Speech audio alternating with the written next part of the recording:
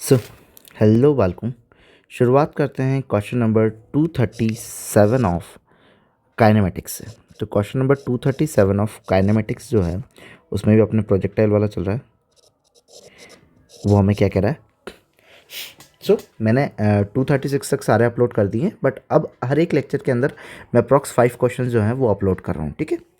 A particle is projected with a velocity u making an angle theta. मतलब कि एक particle है जिसने u एंगल से फेंका गया, मतलब कि u स्पीड से फेंका गया। मतलब कि यहाँ पे इस पार्टिकल के पास में ऐसी स्पीड है जो कि u है, और वो हॉरिजॉन्टल से मान लो कि थीटा एंगल बना रही हैं। At an instant it's velocity v at an right angle to the initial velocity. मानते हैं कहीं ना कहीं यहाँ पर इसकी वेलोसिटी जो होगी उसका वेक्टर कुछ इस तरीके से होगा, और यहाँ पे ये क्या बनाता है? इनिशियल वाले से राइट एंगल बनाता है।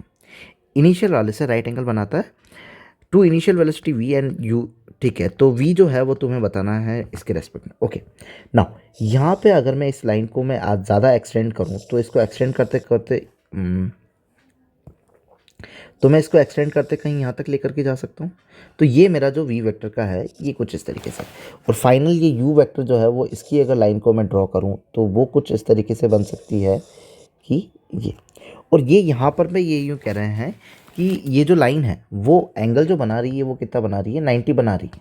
ठीक है, तो हम मान लेते हैं कि ये वाला जो एंगल जो है वो बना हुआ कितना है? 90 ना। इस पॉइंट से होकर के गुजर रहा है, और इसको हटा देते हैं, और ये भी वेलोसिटी। सो ऐसा करता हूँ कि ये वाली जो लाइन है, जो कि हमारी ये वाली लाइन है, इसी को मैं जस्ट यहाँ पे इसके पैरेलल ड्रॉ कर लेता हूँ कि ये मेरी कुछ ये लाइन है जो कि इसी को शो कर रही है, जो कि पैरेलल है। ठीक है, अब मैं क्या करता हूँ कि ये वाली जो पैरेलल लाइन है इस पे मैं अपने कंपोनेंट शो कर देता हूँ कि ये मेरा कंपोनेंट होगा जो कि कोई इस तरफ होगा, और ये वाला मेरा कंपोनेंट होगा जो कि इस तरफ होगा। ठीक है, और ये वाली जो लाइन थी वो मेरी पैरेलल थी। अगर तुम्हें नहीं आ रहा है तो इस वाली लाइन को मैं हटा देता हूँ कि नॉर्मली मेरी जो थी ये सारी चीज़ें ये हैं। ठीक है, नाउ अब मैं क्या करता हूँ कि ये जो पैरेलल थी वो इसको फिर से बना देता हूँ, छोटी बना देता हूँ कि ये वाली जो लाइन है वो इसके पैरेलल है। अब ये इसके पैरेलल है, और ये वाली लाइन जो है वो हॉरिजॉन्टल से कितना एंगल बना रही है? थीटा। सो ये वाली लाइन, ये वाली लाइन, ये वाली लाइन होगी, मतलब कि रेड लाइन से अगर मैं इसको शो करूँ, सो ये वाली मेरी लाइन होगी, ये वाली मेरी लाइन होगी जो कि पैरेलल है। ये हॉरिजॉन्टल से कितना एंगल बना रही है? थीटा। और हमें पता है कि ये अगर 90 है तो ये भी कितना होगा? 90 होगा। तो ये पूरा भी कितना होगा? 90 होगा। तो बचा हुआ जो होगा वो कितना हो जाएगा? 90 माइनस थीटा हो जाएगा। ये कितना हो जाएगा? 90 माइनस थीटा। सो अगर ये 90 माइनस थीटा है, ठीक है, तो यहाँ वाला जो हॉरिजॉन्टल कंपोनेंट है, हमें पता है कि हॉरिजॉन्टल डायरेक्शन के अंदर कोई भी एक्सेलरेशन नहीं है। मतलब कि अगर ए एक्स हॉरिजॉन्टल लिखूँ तो वहाँ पर पे कोई एक्सेलरेशन नहीं लग रहा है, तो हॉरिजॉन्टल में वेलोसिटी का कोई चेंज नहीं आएगा। मतलब कि यहाँ पे हमारी जो थी वो अगर u cos थीटा है तो यहाँ पर वाला वेक्टर जो होगा वो इसके बराबर ही होगा। सो u cos थीटा जो होगा वो बराबर हो जाएगा अपना u cos 90 माइनस थीटा के, एंड cos 90 माइनस थीटा के। और ये जो नॉन 90 माइनस थीटा होगा वो हमारा ये तो u नहीं रहेगा, अब तो ये क्या हो जाएगा? ये तो v हो जाएगा। कौन सा वाला v हो जाएगा सर? ये वाला v हो जाएगा हमारा। हाँ, सो u cos थीटा जो रहेगा, अब ये क्या हो जाएगा? v sin थीटा हो जाएगा। नाउ v जो चाहिए वो चाहिए तुम्हें, तो ये क्या हो जाएगा? u cos थीटा अपॉन में sin थीटा। cos अपॉन में sin क्या होता है? cot थीटा होता है, तो ये क्या हो जाएगा? u cot theta. तो v जो हो जाएगा वो क्या हो जाएगा? u cot theta. तो ऑप्शन नंबर कौन सा हो जाएगा? थर्ड हो जाएगा। सिंपल है, सिर्फ डायरेक्शन के लिए अलॉन्ग्स में बनाया हुआ है और कुछ नहीं। Okay, no move to the next question number 238। इसको हम थोड़ा सा छोटा समराइज कर देते हैं ताकि ये वाला हमारे लिए ज़्यादा दिक्कत ना दे। इसको हम छोटा कर लेते हैं। ओके, ना अब क्वेश्चन नंबर 238 जो है वो हमें क्या कह रहा है? क्वेश्चन नंबर 238 कह रहा है कि एक फोर्स है जो कि कितना है? आई कैप जे कैप के टर्म्स में दिया हुआ है। Acts on a particle of mass 1 kg, 1 kg वाले पार्टिकल के ऊपर काम कर रहा है। What will be the velocity of the particle as T equals to 3 second. मतलब कि 3 सेकंड पे इसकी वेलोसिटी बताओ पार्टिकल की, और टी इक्वल्स टू 0 पे ये रेस्ट पे था। मतलब कि 3 सेकंड पे वेलोसिटी बतानी है। तो टी इक्वल्स टू 3 पे तुम्हें क्या बतानी है कि वेलोसिटी जो है वो कितनी है। नाउ फोर्स जो है वो हमें दिया हुआ है, दैट मीन्स कि 6t² आई कैप प्लस 4t जे कैप। हमें फोर्स पता है कि F इक्वल्स टू जो होता है वो क्या होता है? एम ए होता है, एम ए होता है।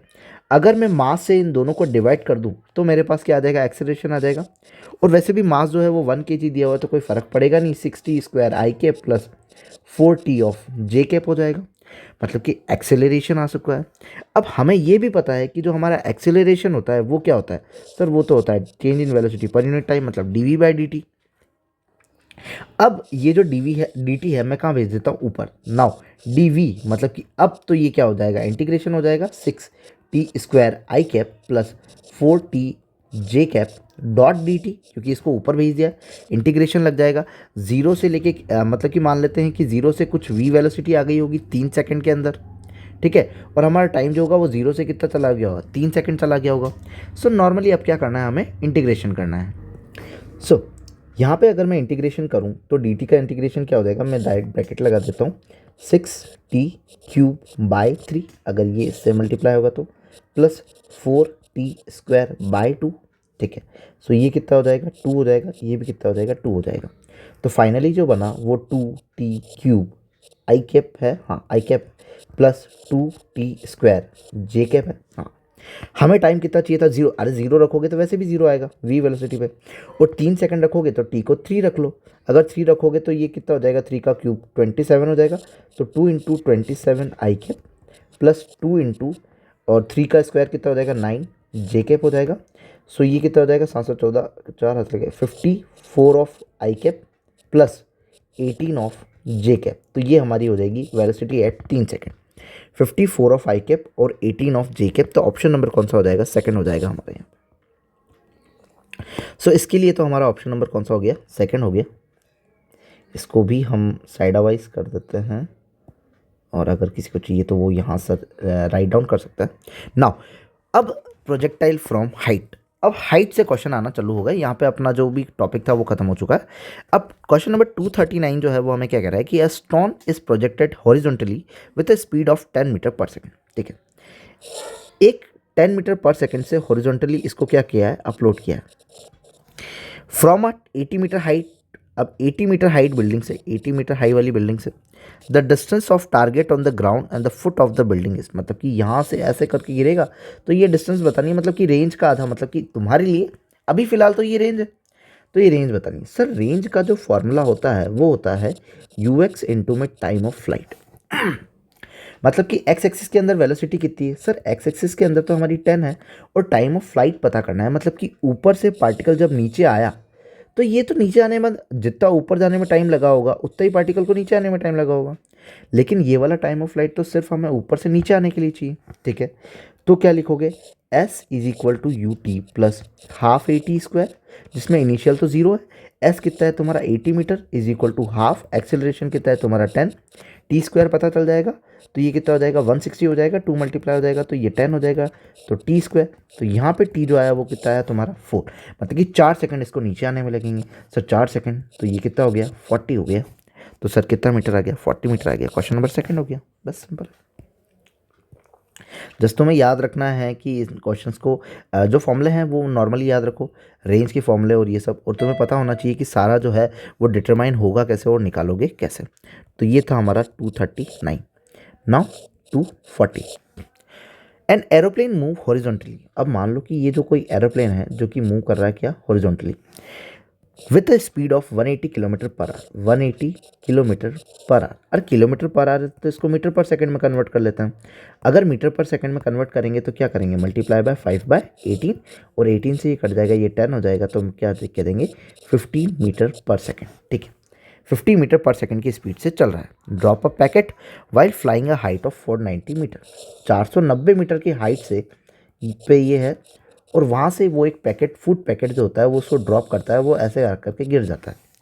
द हॉरिजॉन्टल रेंज, मतलब कि यहाँ से यहाँ तक की तुम्हें क्या चाहिए, रेंज चाहिए। अब जब पार्टिकल गिरता है तो जो प्लेन की वेलोसिटी होती है वही उसे दे देता है, तो पार्टिकल के यहाँ पे एक्स एक्सिस में डायरेक्शन में वेलोसिटी कितनी है 50। सर रेंज का फॉर्मूला तो हमारे पास यू एक्स इंटू में टी होता है, जो अभी दूसरे वाले फॉर्मूले में क्वेश्चन में किया है 239 में। यहाँ पे यू एक्स की वैल्यू 50 हो जाएगी। टाइम ऑफ फ्लाइट वही sir S is equal to you t plus half a t square से निकाल सकते हैं।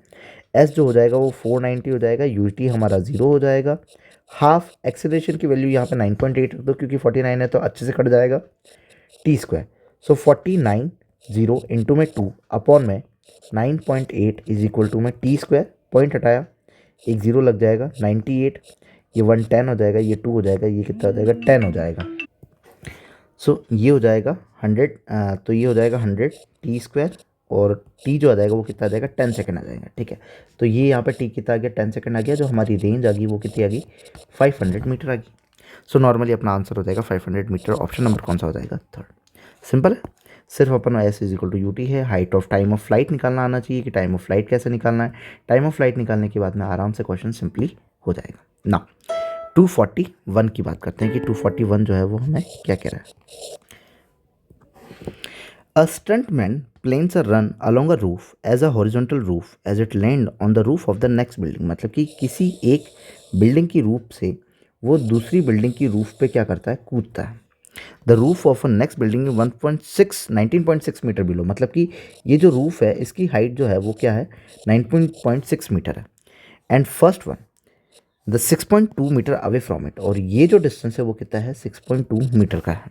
What should be the minimum top speed, मतलब कि यहाँ पे इसकी स्पीड यू एक्स के अंदर कितनी हो कि he can successfully make the jump, और सक्सेसफुली जंप कर ले। सर वही range is equal to u x into में टी। रेंज हमें पता है 6.2 दी हुई है, यू एक्स हमें चाहिए और टाइम ऑफ फ्लाइट हमें रखना है। सर टाइम ऑफ फ्लाइट वही एस वाला फॉर्मूला, हाँ बिल्कुल। तो क्या हो जाएगा 19.6 U T upon half a t square, तो 0 हो जाएगा। सो हाफ एक्सेलरेशन की वैल्यू यहाँ पे भी 9.8 रखो, टी स्क्वायर आ जाएगा। सो 19.6 इंटू में 2 अपॉन में 9.8 इज इक्वल टू में टी स्क्वायर, पॉइंट हटा 0 वैसे ही हट जाएगा, ये 2 की टर्म्स में आ जाएगा, तो 2 टू द 4 हो जाएगा इज इक्वल टू में टी स्क्वायर। मतलब कि टी की वैल्यू जो है वो कितनी है 2 सेकेंड है हमारे पास। ओके, मतलब कि 2 सेकंड लगेंगे। तो 6.2 is equal to u x, और टी जो हो जाएगा नीचे आ जाएगा, तो ये 3.1 हो जाएगा यू एक्स। मतलब कि एक्स एक्सिस में स्पीड कितनी होनी चाहिए मीटर पर सेकंड के टर्म्स में 3.1 होनी चाहिए, और ऑप्शन नंबर कौन सा हो जाएगा? First.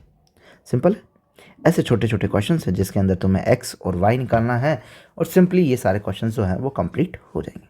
So if you like then please subscribe. Thank you so much.